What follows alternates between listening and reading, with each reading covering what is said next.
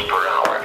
Other locations in the warning include but are not limited to Sheepshead Bay, Canarsie, Howard Beach, Kennedy Airport, Ozone Park, Forest Hills, Jamaica, Little Neck, Clearview Expressway, Whitestone, Flushing, and Bayside when a tornado warning is issued. Based on Doppler radar, it means that strong rotation has been detected in the storm.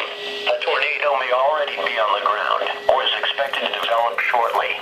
If you are in the path of this dangerous storm, move indoors and to the lowest level of the building. Stay away from windows. If driving, do not seek shelter under a highway overpass.